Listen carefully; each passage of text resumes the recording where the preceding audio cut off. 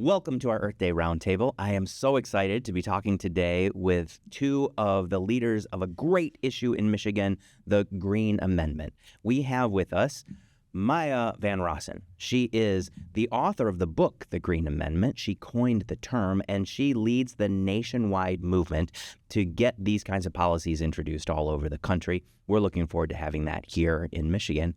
And Rachel Giampetroni, who is a local activist in Michigan who's been working on the Green Amendment for better than a year now, helping advance it. And we are so excited that just this April on Earth Day, we had legislation introduced in the state of Michigan in our legislature. So we are moving forward. I'm going to talk with these two incredible women who are leading this effort. Maya, welcome. Can you start just by telling us what inspired you to fight for green issues, like environmental issues generally, beyond the amendment itself?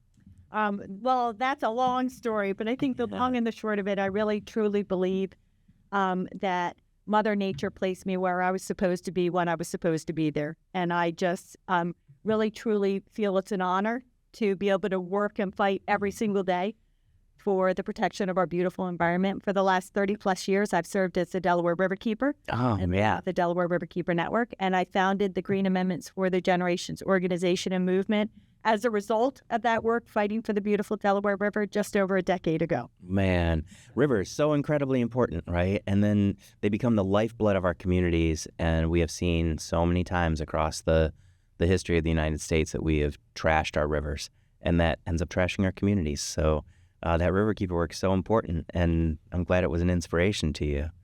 What about you, Rachel? Like, how did you get involved in the environmental movement? You have sort of a health background, right? Yeah, so I'm a physician assistant, and I've been working in healthcare, clinical medicine for years, for over 10 years. But, I mean, I've spent my life enjoying being outdoors. I was nicknamed Mother Nature when I was a kid, and would save the worms on my way to the bus stop. And you know, I was just, after years and years of just kind of watching harms happen, and I'm a mother now myself. I have 2 young kids, and I just see even more now more than ever. It's just I need to leave them with, a world that they can live in and enjoy nature, and also lead healthy, happy lives. So I ended up learning about Maya, and I read her book, and I got so fired up, and I was like, I need to be a part of this. So I reached out to Maya, and she got right back to me and said, join our weekly strategy meetings. And so I did, and it's been amazing just learning how all this stuff works. And I'm so inspired by the team and by Maya. So we've been working really hard to get this to happen. Super exciting. So in the United States and in Michigan, we've had increasingly strong environmental protections at the federal and the state level. Adoption of the Clean Air Act and the Clean Water Act. Here in Michigan, our Natural Resources Trust Fund. Lots of great public policies that have advanced environmental protection. But then frequently we run up against a barrier. Economic development becomes a competing interest to environmental protection. Funding becomes a barrier to implementing protections. And it seems like too often legislatures choose anything but the environment.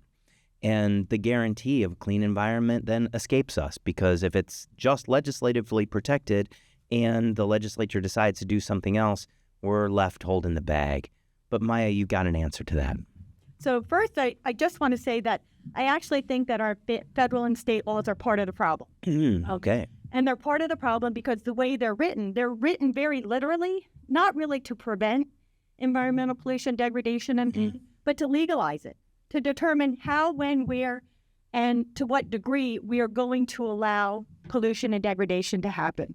What I say when I speak with communities is that it's not actually illegal to devastate our environment, to spew pollution to the water, to the air, to the ecosystem, to fill in a river, to damage and devastate a wetlands, to contribute to the climate crisis. As long as you go to the right agencies, you get the right reviews and the right permits, it's all perfectly legal. And that's part of the problem, right? So our legal system is actually written so as to limit the level of progress we can make on the environment. The Green Amendment movement is really about resolving that problem by lifting up environmental protection and environmental rights so they are above the law. A Green Amendment is carefully crafted language that gets added to the Bill of Rights section of our state constitutions. Ultimately, we hope to get a federal Green Amendment, and that respect and protect and recognize our rights as people to pure water, clean air, a safe climate, and a healthy environment, and give them the same highest constitutional recognition and protection as we give to our other cherished freedoms, the right to free speech and freedom of religion. And so our environmental rights actually are above the law. They guide all laws. And when our laws fundamentally fail to protect us because of how they're written, interpreted, and applied, people can turn to their constitutional right to a clean, safe, and healthy environment to try to get a resolution. I absolutely love that. It's such a great different frame. You know, we think about the environmental protection structure having emerged from a time of like deep environmental degradation, right? We needed a Clean Air Act because we weren't keeping the air clean. And what you're saying is that was even the wrong premise. We were fundamentally flawed in saying, oh, let's work on cleaning it up. We should have said, let's not make it dirty in the first place. Yeah. And in fact, you know, when you look at the Clean Water Act at its core, it has language that it was designed to put us on that path to zero pollution discharges to our waterways. It even has written in as one of the goals, zero pollution discharges to our waterways by 1986. But if you go forth and you cite that language from the Clean Water Act, legislators, industry, and everyday people literally laugh at you. Yeah, they say it can't be done. No, you still got to do it. Impossible. So the whole premise of developing laws that will get us to a place where we're preventing harm just never advanced, never happened, right? Clean Water Act, Clean Air Act, the idea of permitting pollution was supposed to be a first step, not the last step. I love that. Rachel, here in Michigan, why do you think we need to amend our state constitution in order to give us these kinds of protections? Have you experienced harms in your community that you're like, our laws are insufficient? Yeah, I mean, I guess that was part of kind of what got me drawn to this movement. You hear about all kinds of different harms that happen, whether it's, PFAS, across the state, but especially in Oscoda and Rockford and, Kalamazoo River had that big oil spill in 2010, and they're still, having issues with, cleaning that up. And, recently I've been following and participating in trying to figure out what to do about this Saline data center that's been kind of fast-tracked. And, there's just so many things that we are seeing happening. So our laws that we have just aren't protecting us enough. When every spring and summer, I like to take my kids to the Huron River and we go canoeing, and, they have a blast. They're, looking for turtles and, gliding along the water with ducklings and dragonflies and, pulling out seaweed and playing with it. And then in my body, I'm also, hypervigilantly looking for, is there a lot of bubbles and foam on the water? Are we, what kind of harm could be lurking in this water? I remember the day that I walked into work back in 2022 when we were looking at an article from the Huron River Watershed Council about Tri-Bar Technologies discharging thousands of gallons of hexavalent chromium that ended up going into the waterways. And, that stuff freaks me out, Yeah, it puts you in a position of sort of living in a constant state of fear instead of in a constant state of security, that you're going to be protected. And you're like, am I going to be protected? Tell you a story about that Tri-Bar discharge.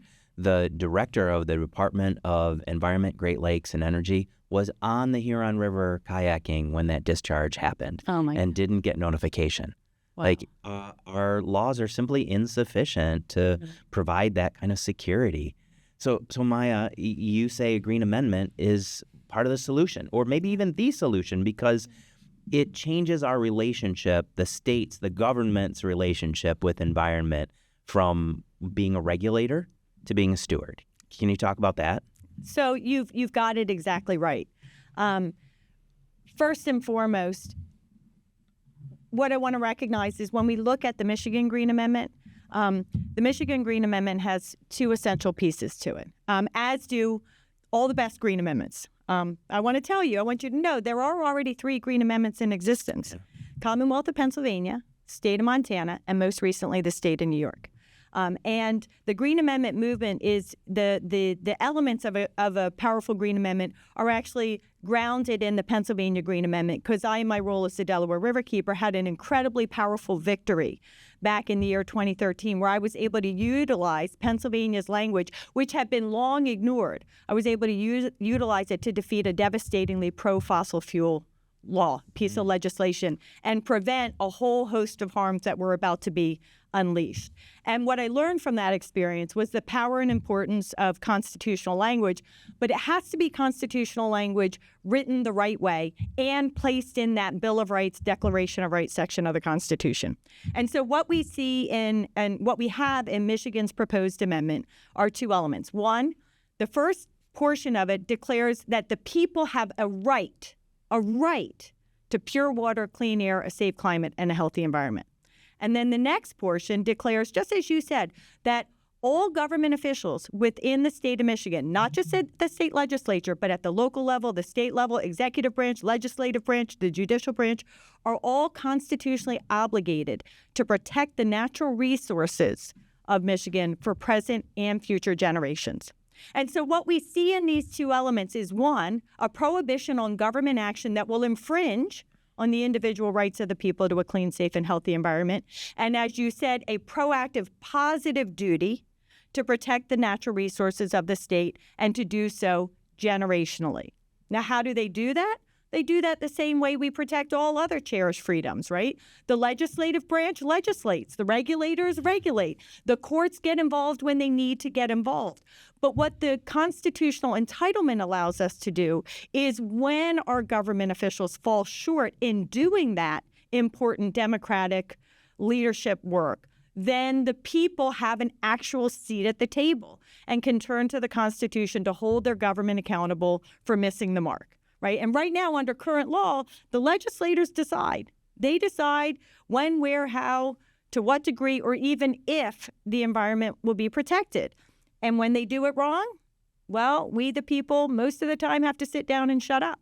But if we get a Green Amendment here in the state of Michigan, we, the people, will have some real power. We'll have constitutional power to hold the government accountable to fix it, and they will be able to fix it. I think that's such a great point about the Michigan Constitution. Like, we have some environmental protection written into our state constitution currently, but as you say, Maya, it is delegated to the legislature and not a protection of the people.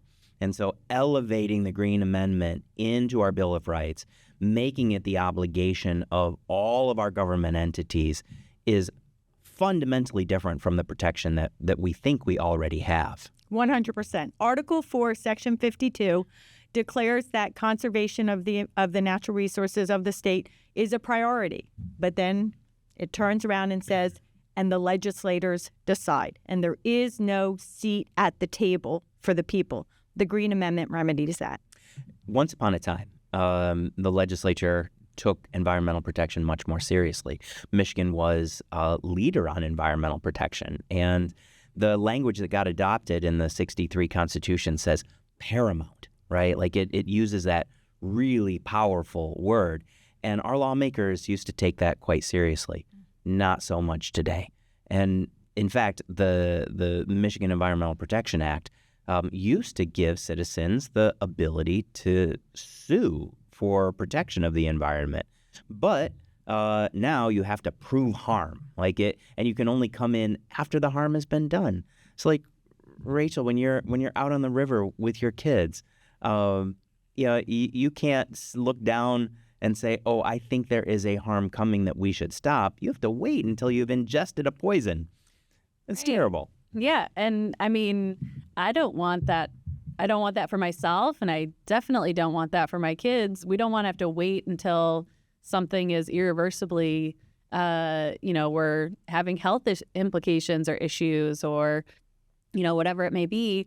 And then how do you prove that too? I mean, I document how many times I go to the river and, who's checking the water. I mean, there's a million things that I don't know.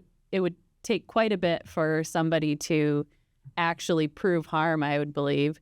So that I don't want to have harm to have recourse. I want lawmakers to be proactive. I want them to think about what they're doing and think about the people in their area. I mean, Michigan has amazing natural resources, and we really care about them. And a lot of people rely on them even for, their livelihoods. And if we have to wait until we're harmed to do something about it, that's not a good way to deal with things. So. One of the principles of environmental justice is that citizens get to make determinations about the items that impact their environmental health, but also inside the concept of environmental justice is this idea that some communities are politically or economically disempowered and therefore are subjected to excess burdens. You must have seen and experienced that in your work. Yeah, I mean, I worked in Flint back when the Flint water crisis happened, and I was in the dermatology office, but the physician I worked for was very passionate about his community, and he was really rightfully upset about what was happening and worked with the health department to see patients that were having issues for free to help figure out if and what could be done. And so I talked to a lot of people about what they were going through, and it was pretty awful. So, Maya, can you tell us about a situation where the Green Amendment was able to protect a disenfranchised or disempowered community from pollution being imposed upon them? So one thing I want to recognize is really everybody who's having pollution being imposed upon them by virtue of our existing laws are being disempowered, right? Because as Rachel said, they don't even know. But there is this reality that communities of color, low-income communities, indigenous communities are disproportionately impacted, and not just by accident, just by accident of the law, but really intentionally in the way the laws are written, interpreted, and applied. All too often, there is this intentional targeting of communities of color. And there is a real effort. When you have a Green Amendment, there is, whether it's written in by its terms, which we have in Michigan, in the Michigan proposal, and in many of the Green Amendment proposals advancing across the nation, or even if you don't have the terminology equitable protection in there, the placement in the Bill of Rights section and the right of the people creates this mandate that the environmental rights of the people and the natural resources of the state must be protected equitably for all communities.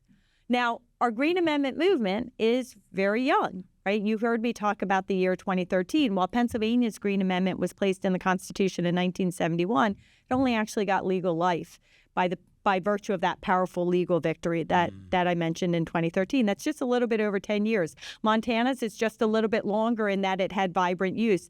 New York's Green Amendment was only added to the state constitution in January of 2022. So this is all very young, and there are a lot of efforts right now to put the Green Amendment to work, particularly for environmental justice communities.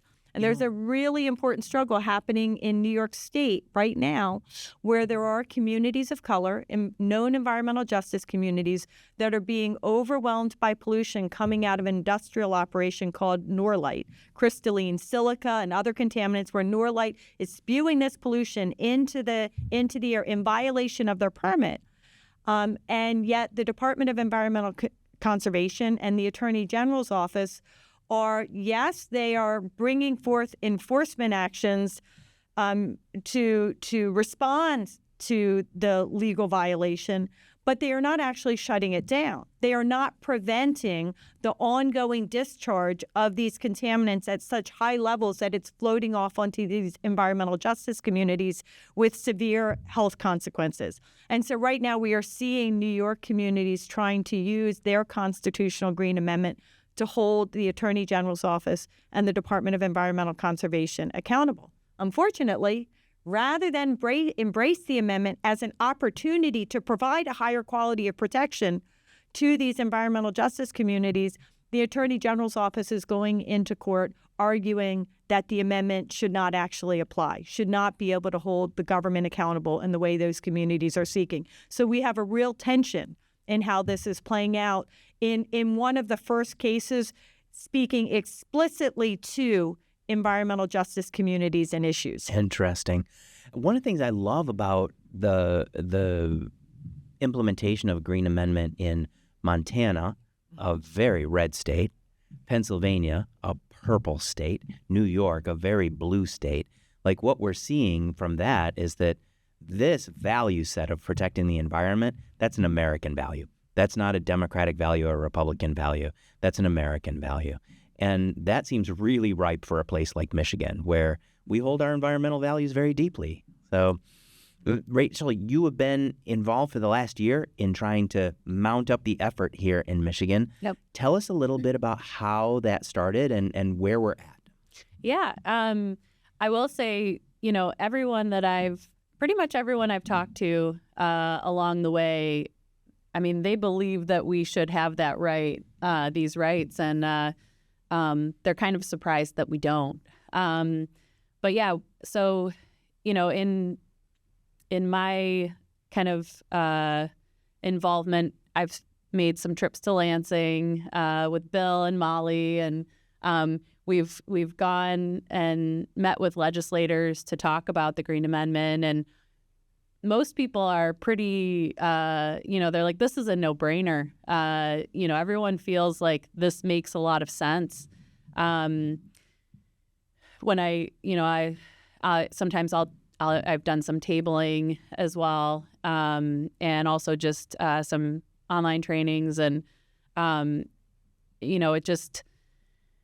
it seems like you said, this is a value that everyone kind of feels makes sense. They believe that this is something that we all have the right to, and we don't unless we put it in there. I would say, we've made some major progress. I've seen a lot of progress even just since I've joined the effort, where we have a lot more legislators being aware of the Green Amendment and voicing their support of the amendment. And now we have a sponsor in the House. We have a sponsor in the Senate, and they're super excited about this. And we've been really enjoying working with them. We just went to Lansing last Wednesday, the 15th, and we had, between Molly and Bill and I, we had 19 meetings with different legislators. People want to know about this, and so it's been really exciting to see things ramp up. It's great to see State Representative Donovan McKinney and State Senator Sue Schenck putting policy forward at long last. Mm-hmm. Well, I shouldn't say at long last, because Maya, like you're saying, this is a relatively new movement, but like they captured this and it's in less than a year of conversation, and now we actually have policy introduced, and that's a huge first step for the state. What is the next step? Well, people may be surprised to learn that as powerful as the message is received by most, there will be opposition. Oh, no. There will be very firm opposition, and surprise, surprise, it's going to come from industry, right? And they're going to make outrageous, alarmist arguments oh my God, if we pass the Green Amendment, our entire economy will shut down. All businesses will run away from the state. It will be horrifying. There will be no more jobs for anybody. And they'll say, oh my God, if we pass the Green Amendment, there's going to be this onslaught of frivolous, baseless litigation. And if somebody has a backyard barbecue, their neighbor's going to sue them for a constitutional violation. And then my favorite one, oh my God, this is undemocratic. Yeah. Which, like that one, like there's no more to add to that. It's like that is like the stupidest point of opposition I've ever heard. And yet I hear it repeatedly. And, to quickly respond to these points of opposition, there is nothing more democratic than the people of Michigan using their constitution and the constitutional amendment process to amend their constitution, which is the people's document, right, using the democratic process. That's as democratic as you can get.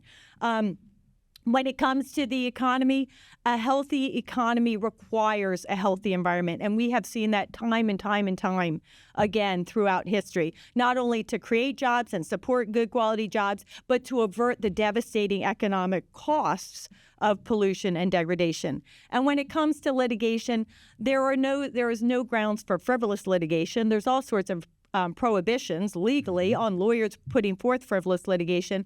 And when you're talking about real litigation, right, grounded in truth, facts, laws, and need, one, we do not see an onslaught of litigation in the states where we have a Green Amendment. And the fact of the matter is, if we did, it means there's a real problem. And thank goodness we passed the Green Amendment. So we just want to be clear. I mean, it's frivolous to you if it's impacting your budget. It is not frivolous to me if it's impacting my health. That's right. My health, my children, right, my family. So what we really need is for the people of Michigan to recognize that their Constitution is theirs and that the Michigan State Constitution belongs to the people and is the people saying to their government officials, you have permission to govern over us. But when you do, here are the rules of the road. And now we are adding to the rules of the road that you may not infringe on our environmental rights and that you must protect our natural resources and do so in a way that is protective of our natural resources for present generations and all the future generations yet to come. And we need the people of Michigan to turn out and to speak up, to call their legislators, to embrace this message, to speak with their friends and their neighbors about the power and the importance of lifting up environmental rights. And if people come back and say, we already have good quality laws, we don't need this additional protection, then the response should be, okay, if the laws are good enough, fine. This will just be pretty language that sits on the books and will sit there laying in wait until we need it.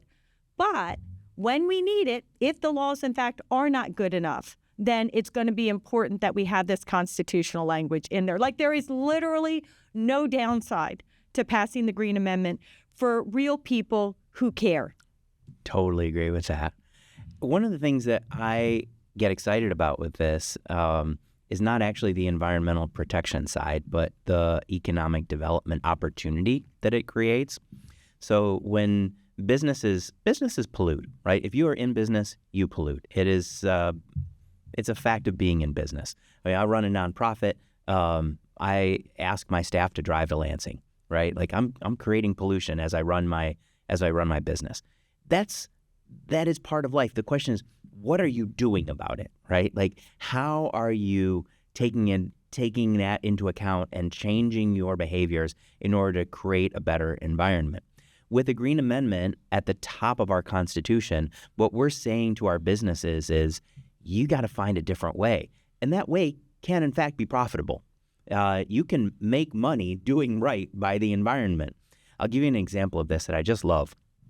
20 or 30 years ago, Herman Miller, it's a very large furniture manufacturer here, iconic furniture manufacturer. And, you know, they make chairs that have round backs or, you know, strange shapes, but the fabric comes in rectangles, right? So they got to cut the fabric, and there's a lot of fabric waste. They used to just dispose of that fabric waste. And at some point, someone said, you know what, like, we don't need to waste that. We don't need to throw it away. We can take that waste product and turn it into a new product. And they turned it into the baffling that goes inside autos, right? In your car doors, the sound baffling. And they took waste and made profit, right? That's the kind of innovation that gets spurred, in the case of Herman Miller, by strong values and good actions. In the case of the Michigan economy, by the Green Amendment. Yeah. And the thing is, I want people to understand, and that's such a powerful and important story, and it really shows that when we make environmental protection and environmental rights a priority in the state, that really does trickle down, right? And it infuses into all of culture and society.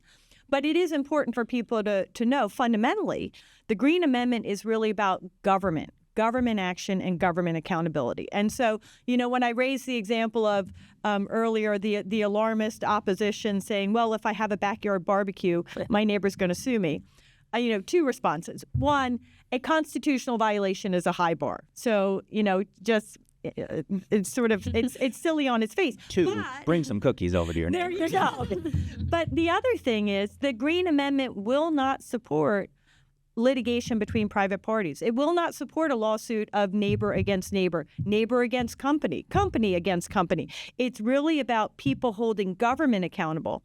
And the way we get down to that industry accountability is by making sure that our government officials do not allow industries to operate in a way, by virtue of laws, regulation, permits, permitting approvals, that results in a constitutional violation. That is such an important and powerful distinction. I think that makes the argument even stronger. Like, what we're doing is we're building a system, right? Correct. We're not about the chaos of individual actions. We're about how do we create a society that has environmental protections like deep inside of it. Yeah, it's part of the core values. It's part of the principles, and it was so important that you pointed out the political dynamics of the 3 states where we have a Green Amendment already, but we have Green Amendment proposals in over 20 other states. Michigan has amongst the most powerful language. Like Michigan is truly an inspiration. And, when I'm talking in other states and other communities about quality language, Michigan's is one of the states that I put up on the screen and say, let's look at Michigan's language. And Michigan has the opportunity to not just be the 4th state in the nation, which is an important place in history, the 4th state in the nation to have a constitutional Green Amendment to lift up environmental rights to this highest standing. But it also has the opportunity to be actually the first state in the nation to explicitly, by its terms, mention climate as a fundamental right of the people within the Constitution. So that is a really powerful and important place in history that Michigan can hold on to. Throughout the month of April, we've had all sorts of crazy storms, right? Yeah. And it's been a hot mess in Michigan. And at the same time, we have the federal government sort of living in climate denial and saying, oh, carbon's not actually a pollutant, it's a benefit to the environment. Mm-hmm. And if you live in Michigan, and I imagine in many other states, like, your lived reality is quite different. And so it's really exciting to see us saying, as a state, no, that's a problem. And it's a problem that we're gonna openly and concretely say needs to be maybe taken into account. Yeah. But just, to add to that inspirational place, when I'm talking in these other states, right, it really is it's not just blue states. Yes, I'm working with communities in Washington and Oregon, in Colorado, but I'm also working with communities in Arizona and in Kentucky and in North Carolina, right? Very conservative states where we are not just getting powerful Green Amendment proposals put forth, but they're coming forth where the lead sponsors are bipartisan. Mm. Both sides of the political aisle are coming forth and saying, we believe that this is a right of the people. This is not about politics. This is about people and ensuring that people and our environment and our environmental rights and future generations are a priority for our state. So great. Rachel, any last thoughts that you want to share with the audience? I think just the biggest thing is I'm really excited that we're moving forward.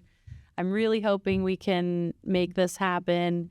I believe it's so important that, I'm investing lots of time out of my life where I'm working and have little kids, and I know that this needs to happen.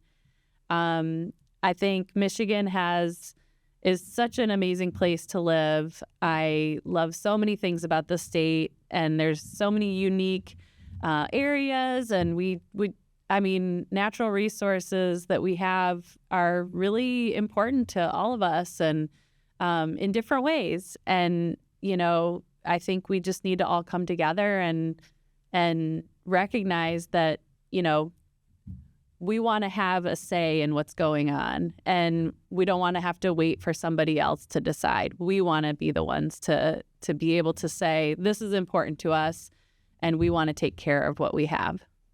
Maya, thank you for leading this national movement and for helping Michigan become a part of it. Give us a last word of hope. Well, a last word of hope is that this is a powerful movement creating positive change, and it's being led by real people. It's being led by people like Rachel and Gloria and Bill and Molly, everybody who's listening, right? There is a place in our Green Amendment movement here in Michigan and nationwide for every single person. This is not a movement that's being led by powerful budgets and foundations, and it's being led by real people who are coming together and who care. So for anybody who's listening, you want to be part of history, you want to create a legacy of change, the Michigan Green Amendment has a place for you. And just go to migreenamendment.org.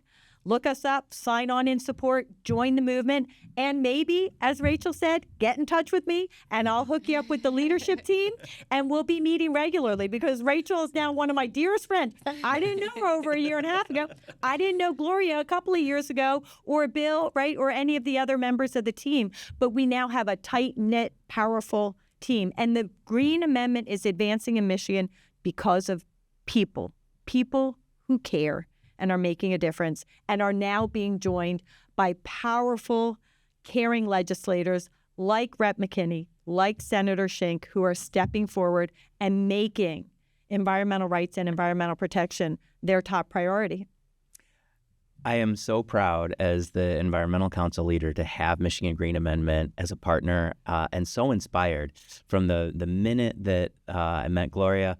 She was right there driving us forward. Such a great group of people, such a great project to work on, something that I would be so proud to leave to future generations.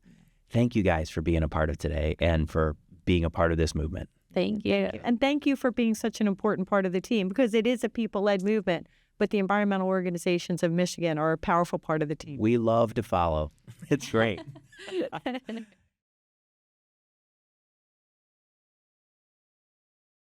You talked about cumulative impacts during the press room. How does that relate to the Michigan Green Amendment? Yeah, so cumulative impacts is near and dear to my heart because it impacts the right for each and one of us to breathe clean air. Now what's happening is how Eagle does their permitting process. They don't look at toxins, so sulfur dioxide, carbon monoxide, PFAS, things of that nature that's in our air. They don't look at it in totality, look at it in isolation. So what cumulative impacts does is simple, because we don't breathe in isolation. We don't breathe these toxins separately. We breathe it all together. So that is essentially what it does. It brings all of our environmental harms together, and we must measure that and to make sure that the EGO permitting process reflects that. That's what the Green Amendment is all about. Amazing. Yeah. And obviously you referenced the people that you represent, South Warren or Detroit. Yes. Talk about what the Michigan Green Amendment is for you and helping the people who use it. Yeah, so I represent currently the poorest house district in the state of Michigan. $14,000 is the median income in my current district. I have a bunch of parts and suppliers in my district as well, and the environmental impacts, economic impacts, the quality of life overall is lackluster in my district. And so what this Green Amendment would do is protect people's constitutional right. It will enshrine it, protect their right to not only breathe clean air, but be able to drink clean and affordable water, and making sure that their environment and everything they're taking advantage of outside, whether it's going to a park or walking down the street to the store, that they are protected. That is what all of this is about. And also enshrining that they have the ability to sue and go to court if businesses or a big corporation comes in and not do what they said they're going to do, follow that permitting process. So I'm just excited because we have a long way to go, but this is just a start. I'm so glad you guys are here covering this and promoting it.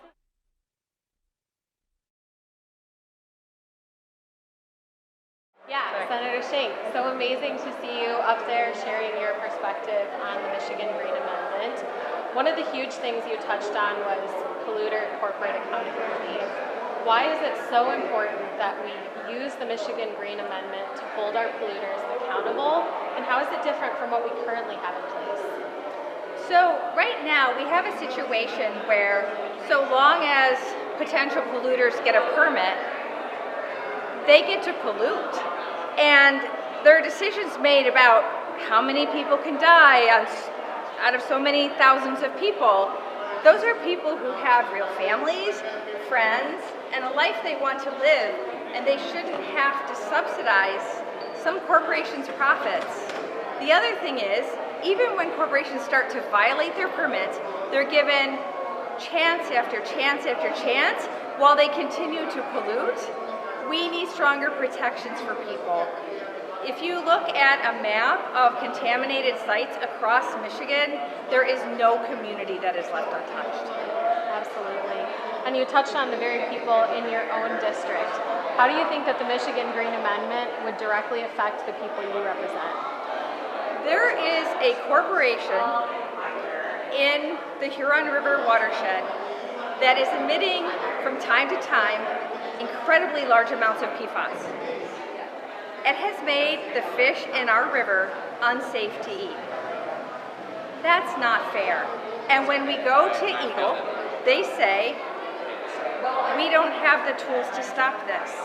The Green Amendment would help give Eagle the tools to protect us.